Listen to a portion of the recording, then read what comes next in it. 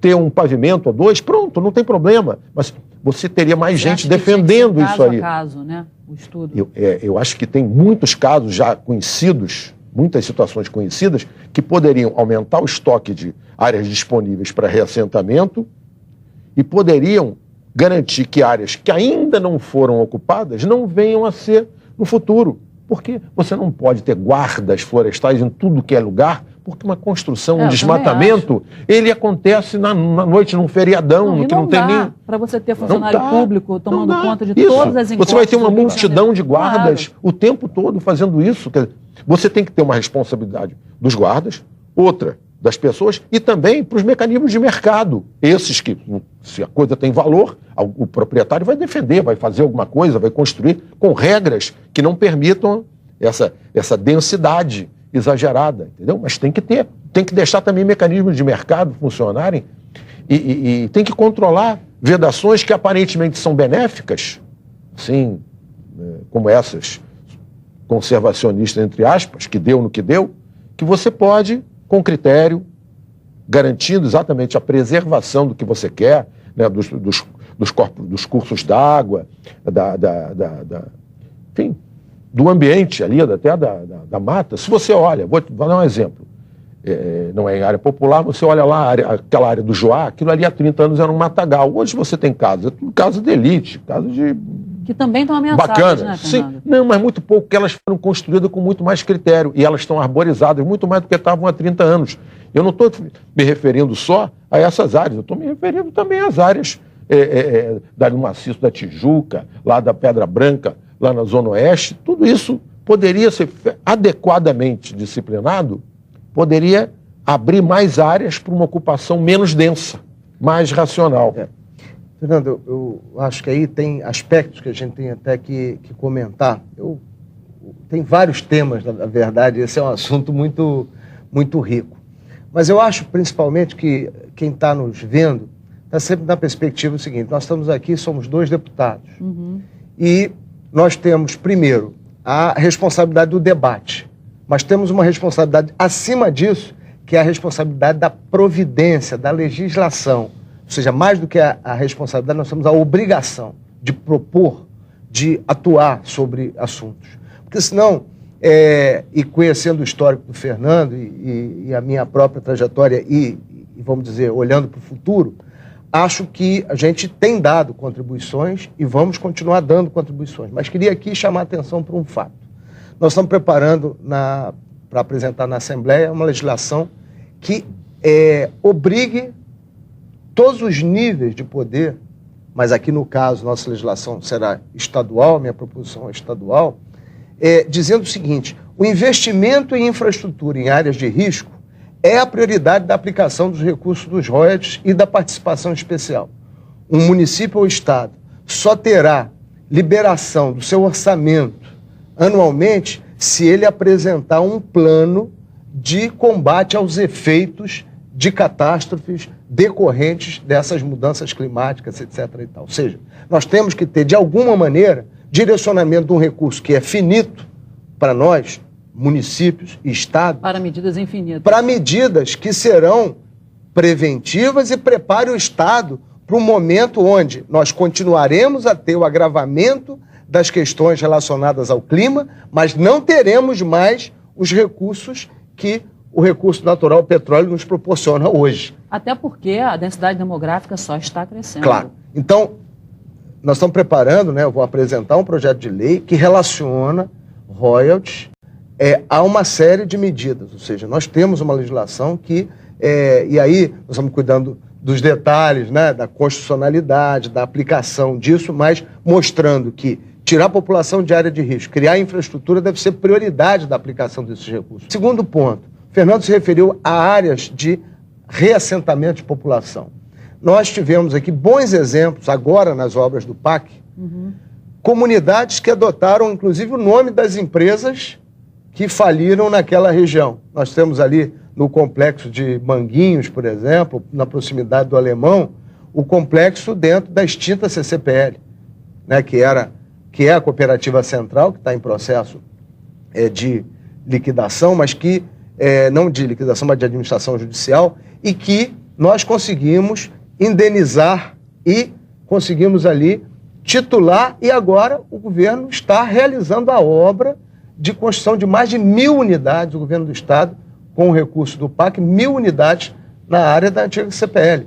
A Embratel, que dava nome a uma outra comunidade, a mesma situação. Isso não é divulgado, Cristiano? É porque na hora do caos vai todo o conjunto das equipes só filmar o que não estava feito. Agora, o que foi feito, muito pouco se fala sobre ele, ou se atribui a ele uma certa dúvida, o que não é bom. Então, e acho só que se coloca a culpa na política. Quer dizer, eu Sim. acho que, como o Fernando falou, vamos dar a cada um a sua parcela.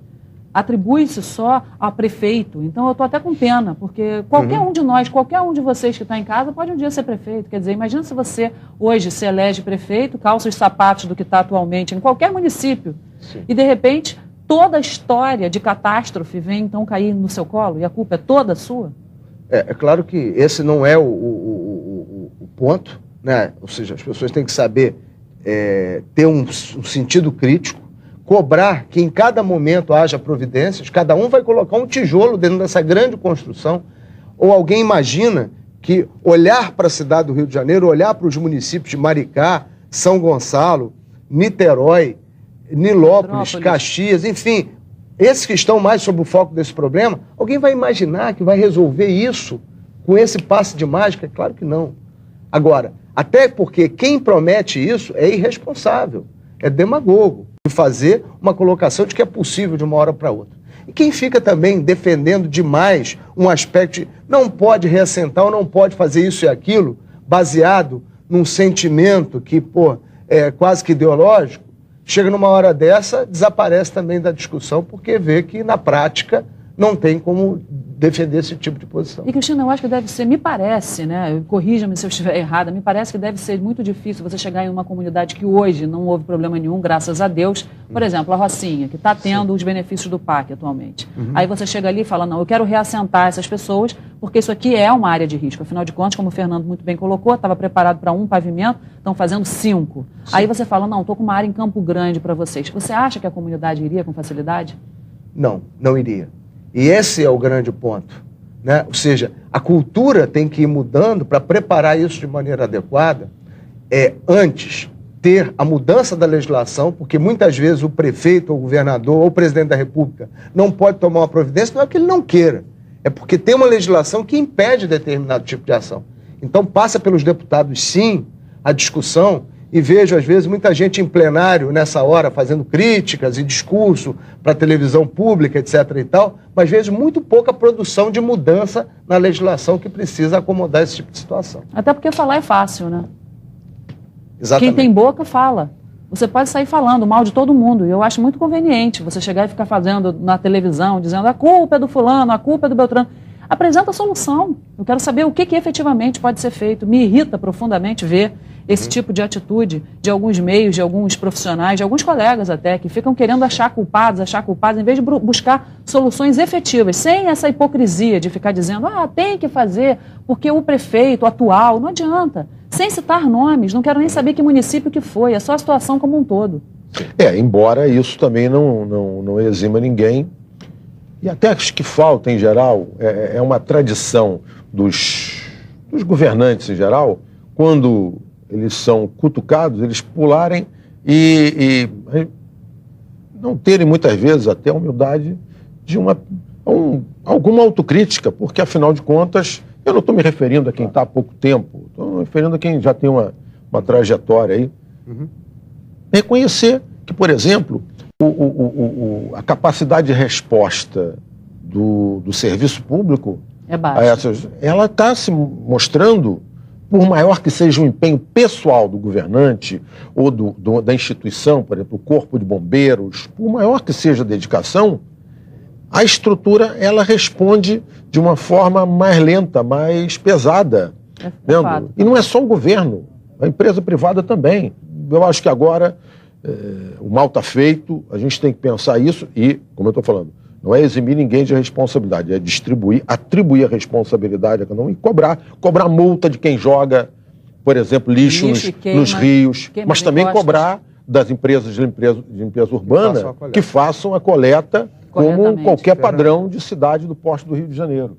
Sem dúvida alguma. Eu acho que agora há países que sofrem com terremotos, que estão preparados para lidar com terremotos. Ou não. Né? Los Angeles está esperando um grande terremoto que não sabe se vai ser daqui a 10, 30 ou 100 anos, mas está em cima de uma falha geológica, pode desaparecer. Exato. Então, só para finalizar, eu acho que a gente tem definitivamente que preparar a legislação e preparar as estruturas do Estado. Aliás, continuar preparando, porque eu acho que o governador tem feito muito. Contratou 5 mil homens no Corpo de Bombeiros e Defesa Civil. É verdade. 120 milhões de investimento. Ninguém pode dizer que não é a maior força de bombeiros e defesa civil do país. Então, eu acho que é continuar nessa linha e preparar as coisas com mais estrutura. Eu acho que nós estamos por aí, eu acho que a gente chega à solução, pelo menos do encaminhamento do tema. Olha, o nosso programa nunca foi tão rápido. Eu estou sentindo necessidade de mais 10 programas para terminar esse assunto.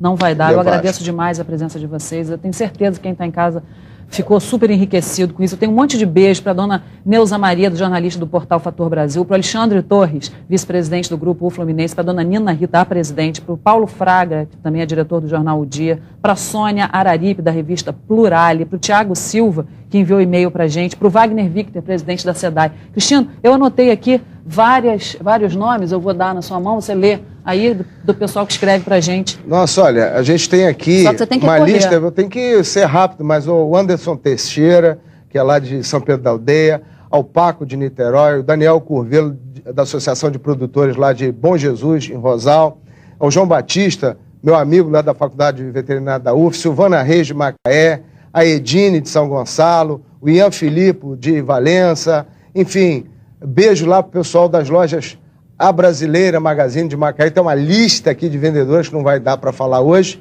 né? E para os meus amigos de Macaé em geral, que toda semana eu aqui faço uma listinha pessoal, mas que hoje, em função do tempo, nós vamos ter que dar esse abraço e esse beijo pessoalmente. Pessoal que quiser ajudar, pessoal que estiver em casa e quiser ajudar, tem algum lugar? Assim, aqui embaixo tem um telefone, né? E também um e-mail, que é lá da SEASA, foi montado pela Secretaria da Agricultura, o secretário Alberto Moffatti, o presidente Mário Domingues e a equipe lá do SEASA estão trabalhando na coleta de doações para levar para essas comunidades. Então, muito importante que a gente contribua, peça às empresas, pessoas físicas que levem ou peçam para recolher material que será destinado às vítimas aí das enchentes. Fernando, e você? Quer mandar beijo para alguém?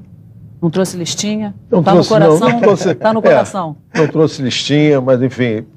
deixar aqui mais uma mensagem de que a gente vai superar essa. Tem que aprender com as lições, né, do que a gente viveu para construir um futuro um pouco melhor. Eu sou um pé no chão, mas sou um otimista e acho, como o Cristino já disse, a gente tem dado aqui no estado do Rio passos importantes nesse fortalecimento da capacidade de intervenção do poder público estadual, no caso, para as suas funções mais importantes, mais típicas, não é? Que é na saúde, que é na infraestrutura, nessas questões que dizem respeito ao bem-estar da população. Acho que esse é um caminho importante que está sendo trilhado aqui no estado do Rio de Janeiro. Espero que também nas prefeituras esse momento seja aproveitado por isso. Obrigada, Fernando. Obrigada, Cristino. Obrigada a você que está em casa pela sua audiência, que a gente sabe que é uma questão de escolha. Sempre te lembro, né? Quanto mais responsabilidade você assiste, mais responsável você fica. Até a próxima.